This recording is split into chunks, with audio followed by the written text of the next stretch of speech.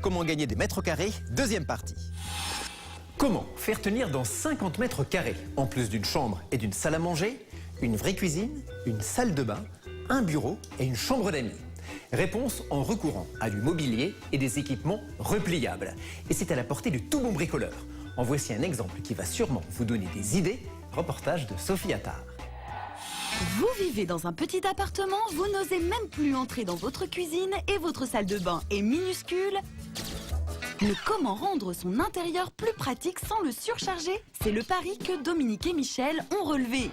Pour optimiser leur petit espace, ils ont trouvé la solution, c'est l'escamotable, c'est-à-dire tout camoufler dans les murs. Voici comment dans 50 mètres carrés, on concentre le meilleur des nouveautés en matière de gain d'espace pour décupler les capacités d'un petit 3 pièces.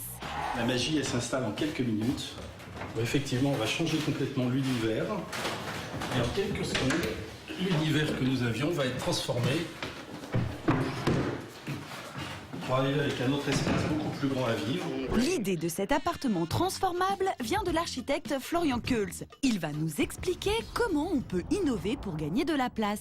Le fil conducteur de cet appartement, le ruban rouge qu'on retrouve donc dans toutes les pièces de cet appartement, représente le côté escamotable. Tout autour de la bande rouge qui va de la salle à manger jusqu'à la salle de bain, Florian a camouflé des blocs pour y cacher le mobilier et les accessoires de la maison. On peut plier, replier et escamoter autant qu'on veut, par exemple dans la cuisine. Donc là, on est dans une pièce type bateau, camping-car ou même dans un avion où il faut vraiment trouver des astuces. On a 60 cm ici pour travailler dans sa cuisine, mais là, la petite astuce a été de trouver 30 cm ici en façade avec un plan de travail, mais avec un deuxième plan de travail ici, avec encore 30 cm de rangement derrière. Autre accessoire, les portes coulissantes. Voilà une astuce incroyable pour gagner des mètres carrés. Regardez tout l'espace qu'occupe l'ouverture d'une porte classique.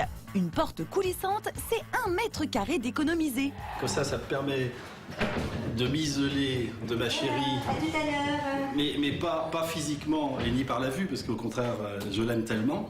Mais au moins les odeurs, je les ai pas dans sa cuisine. C'est la même chose pour la salle de bain. Là aussi, attention, une pièce peut en cacher une autre. Donc dans la salle de bain, j'ai 2 pièces, c'est-à-dire la salle de bain, le côté plaisir et le côté pratique. Ma petite buanderie. Un séchoir escamotable, une chaudière camouflée et devant, on a ajouté des étagères. Mais la pièce où l'escamotable prend tout son sens, c'est celle-ci. Elle ne fait que 6 mètres carrés et pourtant, vous allez voir, elle peut servir à la fois de bureau, de penderie et même de chambre d'amis. Regardez sur ce plan. L'astuce, ce sont ces 3 éléments escamotables ici en noir. On a réduit un peu l'espace de vie, mais on y gagne au change. Car cette petite pièce est devenue ultra fonctionnelle avec des aménagements multiples.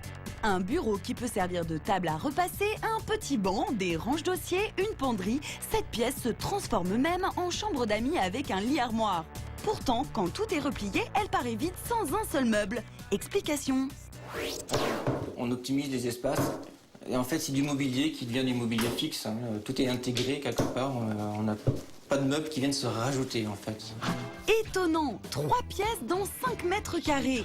Voilà le secret de l'escamotable, caché dans les murs d'autres pièces et les déplier suivant les moments de la journée.